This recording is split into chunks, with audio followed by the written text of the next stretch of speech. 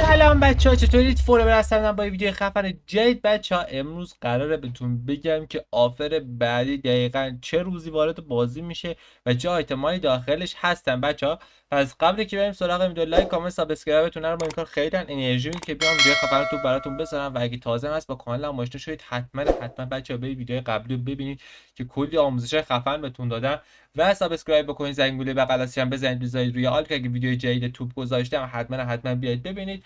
و دیگه بچه‌ها بیشتر از این وقتتون رو نگیرم، بزنید بریم سراغ ویدیو.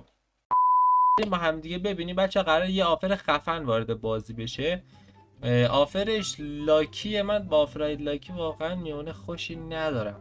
داخل سرور ما هم قراره بچه وارد بازی بشه و میگه 18 آپریل، ولی خب من چند 15 آپریل. خب یه چی میشه حدود 3 روز دیگه بچه ها بهتون میگم.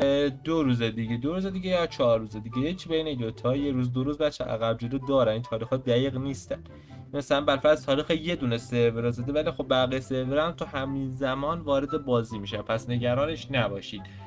میشه حدود 4 روز یا 2 روز دیگه وارد بازی میشه.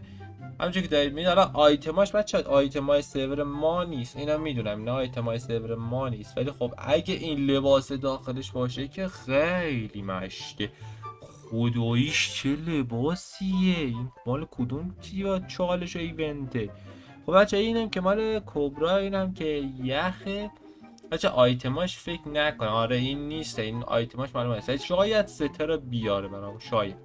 این گانه بچه ها فکر کنم الان هم وارد بازی شده، فکر کنم، یا نه بچه شمشیرش وارد بازی شده، این ساتوره وارد بازی شده، ولی خب خود اینم قرار وارد بازی بشه. این بچه ها تاریخ دقیقش معلوم نیست، چون تاریخ الان چیزی که این زده مال سرور اندونزی، الان تاریخ اینو فعلا نمیدونم که قراره بیاد. و میرسیم به این دنس پرچم خفن بچه ها که قراره با کاتانای رعد و برقیه بچه وارد باز میشه. خیلی خفنه بچه، مثل دنس پرچم خودمونه. وقتی که میزنیدش بالا سرش اسم پلیر رو نشون میده بچه. مثلا برخواست که من میزنم بالاش مینویسه فوریور.